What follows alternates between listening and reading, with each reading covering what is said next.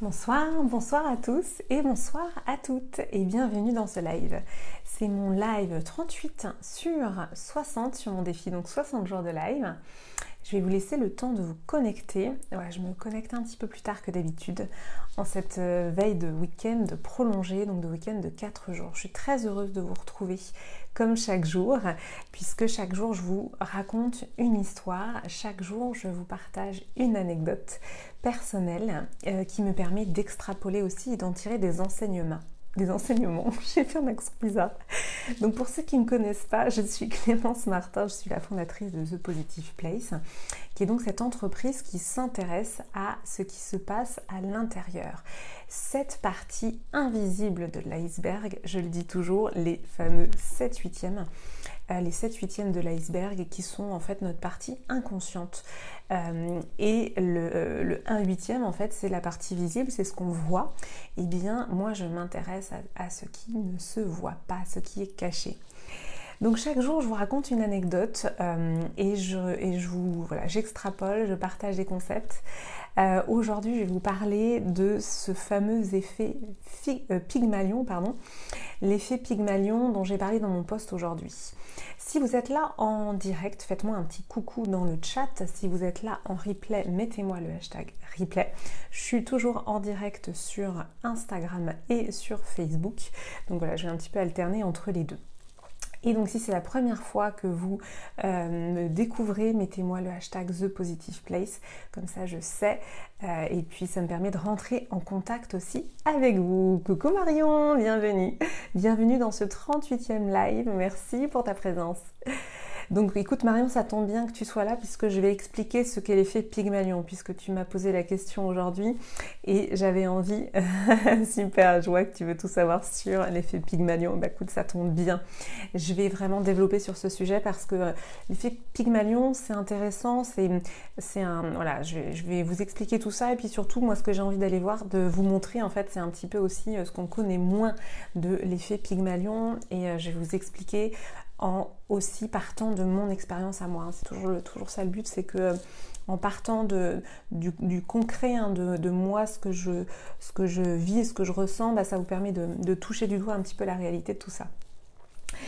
Alors pourquoi j'ai envie de vous parler de l'effet Pygmalion? Parce qu'en fait, je suis tombée sur 2 articles sur LinkedIn qui disaient que la prise de parole en public était encore plus difficile pour les femmes que pour les hommes. Alors il faut savoir que la prise de parole en public, c'est la peur numéro 1 des Français, en tout cas dans le monde de l'entreprise, et qu'il y a beaucoup de formations de prise de parole en public, justement parce qu'en fait les gens ont très très peur de prendre la parole en public. Donc ça fait partie des plus grandes peurs des Français.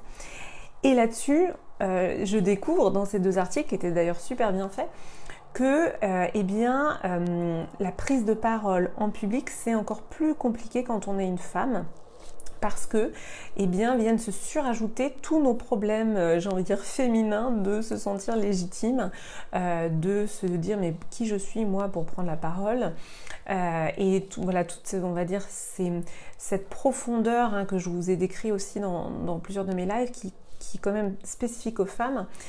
Et qui est toujours cette question de en quoi je suis légitime moi pour prendre la parole. Et justement, l'effet Pygmalion explique grandement pourquoi les femmes ont tant de mal à se sentir légitimes. Et donc ces 2 articles étaient super bien faits et quand je les ai lus, honnêtement, ça a ravivé un petit peu cette colère, une colère saine, qui est de dire ouais quand même, c'est pas simple d'être une femme. Alors je vais pas vous faire un discours féministe aujourd'hui. Moi je suis pour la réconciliation du masculin et du féminin. Mais j'ai aussi envie de donner à voir les particularités en fait d'être une femme. Je sais que les hommes ont aussi leurs soucis, je suis pas du tout en train de nier nier les problématiques que peuvent rencontrer les hommes, attention. Et voilà, j'ai à cœur d'être vraiment dans cette réconciliation du masculin et du féminin. Mais aujourd'hui, je vais donc vous décrire ce qui se passe pour les petites filles à l'école et pour les petits garçons à l'école. Donc dans ces articles très bien faits, ce qui était mis en mots et ce que je ressens évidemment, c'est que les petits garçons sont encouragés à prendre la parole en classe, dans les chiffres, c'était 2 à 3 fois plus que les petites filles. Donc, dès l'école maternelle primaire, les petits garçons sont invités à s'exprimer. On considère qu'un petit garçon doit s'exprimer, qu'il peut être dans l'expression même un petit peu forte, parce qu'on considère qu'un petit garçon doit s'exprimer. Et donc dans les chiffres, alors ils avaient analysé tout ça, je pourrais vous retrouver les sources si ça vous intéresse, mais en l'occurrence, le résultat, c'est que c'était 2 à 3 fois plus de prise de parole pour les petits garçons que pour les petites filles. Évidemment, tout cela encouragé par le corps enseignant. Donc le corps enseignant, que ce soit des maîtres ou des maîtresses, spontanément encourage beaucoup plus les petits garçons à prendre la parole, à s'exprimer, on va dire dans leur intégralité, dans leur vérité, etc. Y compris sur des réponses un peu hors sujet. Et inversement, donc toujours dans ces articles, il était bien exprimé que, au contraire, pour les petites filles, on va leur dire de ne pas parler trop fort, de ne pas faire de grands gestes, de rester discrète. On va souligner en fait que peut-être elle n'aurait pas dû répondre à ce moment-là parce que c'était hors sujet, etc. Donc tout ça a été très bien étayé dans les articles. Et c'est sûr que ça correspond à ce que je ressens et ce que j'ai vécu aussi en tant que petite fille. J'en avais parlé dans plusieurs de mes lives, c'est-à-dire qu'on demande aux petites filles d'être sages, beaucoup plus qu'un petit garçon. On va dire à une petite fille quand elle se met en colère, quand elle se met en colère, t'es pas belle, quand t'es en colère, etc.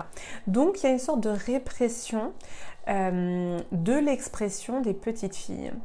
Marion dit c'est pas juste. Oui, le biais d'injustice. Alors on va pas rentrer dans le biais d'injustice. Hein, j'avais fait tout un live là-dessus, mais c'est une différence dont il faut avoir conscience. Et moi aujourd'hui, ce que j'ai envie de vous donner, c'est un petit peu l'ampleur des conséquences derrière.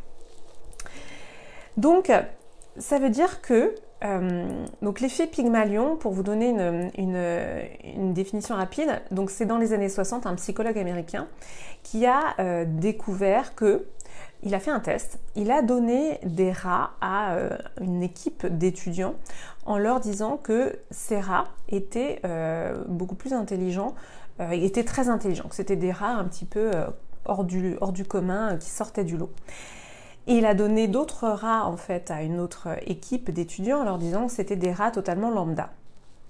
En fait, tous les rats étaient exactement identiques, entre guillemets, ils provenaient de la même portée, donc il n'y avait pas de rats plus intelligents que les autres. Mais ce psychologue américain a donc posé des mots sur le groupe de rats en disant que ce premier groupe de rats était plus intelligent.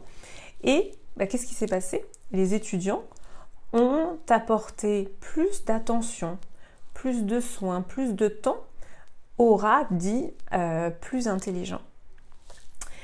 Et à l'inverse, les étudiants à qui on a dit ce sont des rats lambda, finalement les ont peu considérés.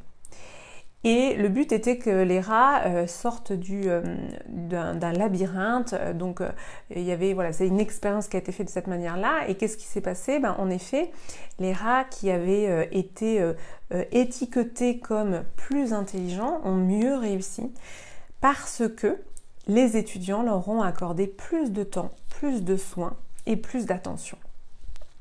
Dans les écoles, c'est ça qui se passe. Spontanément, parce que c'est notre bassin culturel, on va dire patriarcal, qui valorise plus le masculin. Le masculin l'emporte sur le féminin. Il y a eu toute cette polémique, vous vous souvenez, le masculin l'emporte sur le féminin. Ça, c'est ce qu'on dit en orthographe et qui est toujours vrai aujourd'hui. Donc, on est dans une culture qui, de manière implicite, sous-jacente et invisible, valorise plus le masculin que le féminin. Et on ne va pas blâmer les maîtres et les maîtresses, mais comme on est tous issus de cette culture-là, qu'est-ce qui se passe? Les maîtres et les maîtresses vont encourager, valoriser plus spontanément les petits garçons que les petites filles. Donc là, on est bien dans une conséquence de notre société patriarcale qui valorise de manière implicite à tous les niveaux plus le masculin que le féminin.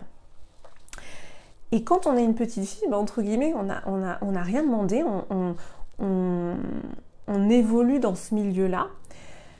On a notre nature d'enfant, parce que tous les enfants sont pareils en fait, hein. Tous les enfants sont dans la spontanéité, dans l'expression de soi, c'est humain en fait. Et au final, les petites filles sont comme... Moi, j'avais cette image de moi, on me met un couvercle en fait sur moi. Moi, j'ai vraiment eu pendant toute ma vie ce sentiment-là. Donc on met en quelque sorte un couvercle un petit peu comme ça sur les petites filles pour pas qu'elles s'expriment. On vient contrecarrer une nature humaine qui est dans l'expression. Et à l'âge adulte, qu'est-ce qui se passe à l'âge adulte? Je vais vous l'expliquer en fait. Et là, je vais refocuser sur moi et sur mon ressenti parce que voilà, c'est important aussi. Moi, j'ai vraiment analysé, étudié ça pour moi, ce que ça a fait, et j'ai envie de vous partager aussi le sentiment que j'ai eu. En fait, j'avais ce sentiment en effet d'un couvercle sur moi, un couvercle qui m'empêchait de m'exprimer. Et qui vient écraser en fait. Et quand on est entrepreneur, en fait, moi aujourd'hui en effet j'ai fondé The Positive Place, finalement c'est quelque chose que je ressens encore profondément, c'est-à-dire que je dois en permanence lutter contre finalement ma tendance aussi à me rabaisser, qui est culturelle, qui ne m'appartient pas. Ça n'est pas moi en fait, c'est culturel. Donc, je l'ai identifié, je le sais, et quand il y a des matins, par exemple cette nuit, j'avais pas bien dormi, et je me réveille fatiguée, et puis là, je sens en fait toutes les pensées qui commencent à revenir, en fait, ces pensées négatives. Donc, ce que je fais dans ces cas-là, c'est tout de suite, je stoppe mes pensées. Je les contrecarre avec d'autres pensées positives. Merci pour tes cœurs, Marion. Et après, j'ai des techniques énergétiques où en fait, je vais justement me remettre dans une énergie, et ça c'est des choses qu'on verra aussi dans la femme solaire. Donc je me remets dans une autre énergie et je vais aller contrecarrer en fait ces effets culturels qui ont été, entre guillemets, implémentés pendant notre enfance, pendant ces moments clés en fait où le cerveau se structure. Et il faut bien se dire une chose, c'est surtout ça en fait moi qui m'interpelle, c'est que pendant plusieurs années, j'ai étudié en fait ces phénomènes, j'ai analysé sur moi, etc. J'ai fréquenté beaucoup les cabinets de psy, etc. Et en fait, qu'est-ce qui se passe? Pendant toutes ces années où nous, les femmes, on se pose des questions sur notre légitimité, où on est là à se dire « mais mince, je sais pas pourquoi j'arrive pas à me sentir bien, et puis je sais pas pourquoi je me sens pas légitime, et je sais pas pourquoi je me sens nulle, etc. » Et bien, pendant toutes ces années où on n'arrive pas à être pleinement nous, entre guillemets, on ne peut pas monter des entreprises, on ne peut pas s'épanouir professionnellement, on ne peut pas finalement monter des projets, créer des choses qui nous tiennent à cœur parce que on est occupé à essayer de solutionner ce problème d'estime de nous-mêmes qui a été créé en partie par notre bassin culturel. Donc c'est quand même, pour moi, ça a été une prise de conscience énorme de me dire que une grande partie de mon syndrome de l'imposteur, qu'on connaît bien, syndrome de l'imposteur, de mes questionnements sur ma légitimité, sur mon estime de moi, en fait, ne m'appartenaient pas à moi, Clémence Martin. Ils appartiennent au bassin culturel dans lequel nous avons grandi, qui est, voilà, on est dans une société globalement patriarcale et c'est encore pire dans d'autres pays, hein. Bien sûr, nous avons des droits, mais là, moi, aujourd'hui, je m'intéresse à notre société française et qu'est-ce qui se passe pour nous. Eh bien, c'est ça qui se passe pour nous, en fait. C'est voilà, c'est pendant toutes ces années où on se pose des questions, etc., on ne passe pas à l'action. Et finalement, je pense que un des gros freins, en fait, pour nous les femmes, c'est vraiment ce passage à l'action. Ça retarde en fait le passage à l'action parce qu'on se pose 10 milliards de questions, parce qu'on ne se sent pas légitime et que finalement on doit lutter contre ce regard qui a été posé sur nous, qui est un regard dévalorisant ou au moins voilà, qui nous a minoré en fait dans notre potentiel. Et moi, vous le savez, j'ai une seule obsession. Voilà, je sais, j'ai mon obsession, ça a toujours été le potentiel humain. Quel est mon potentiel? Comment je peux déployer mon potentiel? Ça a toujours été mon sujet. Je ressentais que je n'étais pas dans l'expression de mon plein potentiel. Et bah voilà, l'effet Pygmalion pour les petits garçons et l'effet inverse qui est l'effet golem pour les petites filles, où on va entre guillemets les brider, les minorer, eh bien c'est une des raisons pour lesquelles les femmes ont tant de mal à déployer leur plein potentiel. C'est vraiment une dimension que j'ai envie de souligner aujourd'hui aussi pour un petit peu nous déculpabiliser aussi, nous les femmes. C'est-à-dire qu'il y a aussi tout un contexte culturel qui nous plaque. J'ai cette image un peu des oiseaux dans les marées noires. C'est comme si, voilà, comme un petit garçon, une petite fille, on a des ailes, on a envie de s'envoler. Et puis là, il y a la marée noire qui vient sur nos ailes, à nous les petites filles, et qui vient nous plaquer comme ça et qui nous coupe les ailes en fait. Et c'est vrai que c'est honnêtement, c'est pas simple de se dire qu'on doit finalement lutter contre un environnement qui ne nous favorise pas en fait, le tremplin il est pas là en fait, le tremplin il est pas là. Et je regarde mes petites notes pour voir si je vous ai tout dit. Oui, c'est ça. Et c'est marrant parce qu'en plus aujourd'hui je suis allée voir donc ma thérapeute qui me connaît depuis longtemps et qui voit aussi mon évolution, et elle m'a dit mais en fait vous êtes comme une petite plante en fait qui a réussi à percer le goudron. Et cette image en fait ça m'a beaucoup parlé parce que ça met vraiment des mots sur tout ce que j'ai déployé pour percer ce fameux goudron. C'est-à-dire que j'ai pas lâché l'affaire entre guillemets, je savais, je ressentais que mon plein potentiel il n'était pas là et que je pouvais vraiment le déployer. Et donc je suis cette petite pousse voilà, qui a percé le goudron et qui a réussi à se faufiler dans un goudron bien dense, bien épais. Et c'est un cheminement et voilà, et c'est pas fini. J'ai choisi d'être une femme en évolution, comme je dis. Donc je sais que chaque jour, il y a potentiellement des résidus justement de ce qui ne m'appartient pas, de ce bassin culturel dévalorisant. Donc je sais que ça va se représenter, je sais qu'il y a des jours où je vais me réveiller pareil, où j'ai toutes ces pensées qui vont revenir. Mais voilà, maintenant que j'ai identifié, maintenant que je sais qu'entre guillemets ça ne m'appartient pas à moi, Clémence Martin, mais que c'est plus global sur notre bassin culturel, eh bien moi en tout cas ça m'a apporté beaucoup de soulagement. Ça m'a apporté voilà un apaisement de me dire ok, c'est pas moi, juste moi, c'est aussi notre contexte culturel. Et c'est voilà, donc c'est toute cette énergie-là en tant que femme qu'on doit déployer pour percer le goudron. Je vais garder cette image parce que je l'aime vraiment beaucoup. Et c'est aussi pour ça que je crois beaucoup au collectif en fait entre femmes. C'est aussi pour ça que la femme solaire c'est une initiation entre femmes, parce que toute seule, voilà, être cette petite pousse qui perce le goudron, honnêtement c'est pas simple tous les jours. C'est pas simple tous les jours, mais voilà, quand on est ensemble, et puis maintenant que j'ai percé le goudron, j'ai envie de le partager en fait ce chemin. Et quand on est ensemble à plusieurs femmes, voilà, il y a cet empuissancement, cet empuissancement qui nous permet aussi voilà, de nous épanouir, de nous déployer et de déployer le plein potentiel féminin. C'est vraiment ce qui m'anime et c'est ce qui me porte vraiment chaque jour. Alors je regarde ton petit commentaire. D'accord. Ah super, donc maintenant Marion tu as compris l'effet Pygmalion. Écoute, je suis super contente. En effet, c'est pas simple au premier abord l'effet Pygmalion. L'effet Pygmalion et son contraire, donc l'effet golem, qui est exactement l'inverse, qui est le fait d'étiqueter négativement. Donc les deux en fait vont ensemble. L'effet Pygmalion pour, voilà, dans l'exemple que j'ai donné pour les petits garçons dans la prise de parole, et l'effet golem où au contraire on va minorer, on va dire non mais voilà, toi, prends pas trop la parole, enfin reste discrète, hein, voilà.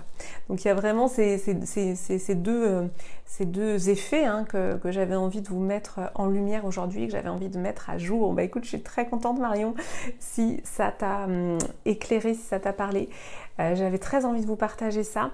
Non pas pour réactiver mon biais d'injustice, hein, pour celles et ceux qui ont suivi, c'est quelque chose que j'ai travaillé, le biais d'injustice, et d'ailleurs je vais bientôt proposer un nouveau format autour justement de la guérison des blessures, de la guérison de ces biais.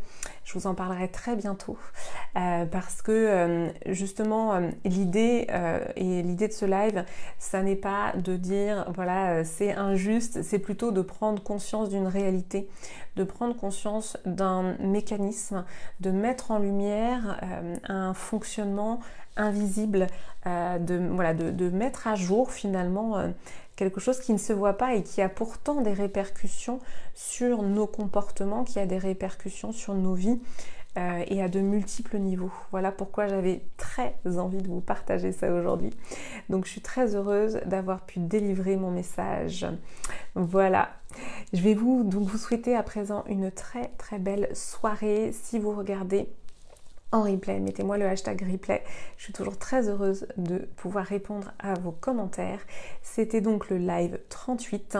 Ce soir à minuit, les tarifs de la femme solaire, je vais y arriver.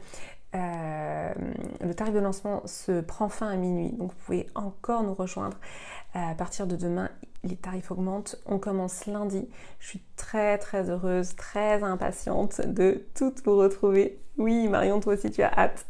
Donc ça va être un très beau moment, un voyage entre femmes pour s'empuissancer entre femmes et voilà, et justement pouvoir déployer son plein potentiel, ouvrir ses ailes, enlever le goudron. Voilà, on n'en veut plus du goudron. On veut ouvrir ses ailes et on veut déployer notre plein potentiel. Et le monde est prêt pour ça. Le monde est prêt à nous accueillir, j'en suis sûre.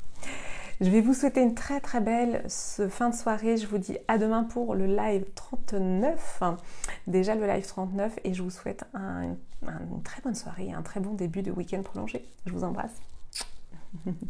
À bientôt Marion, je t'embrasse. Merci pour tes cœurs.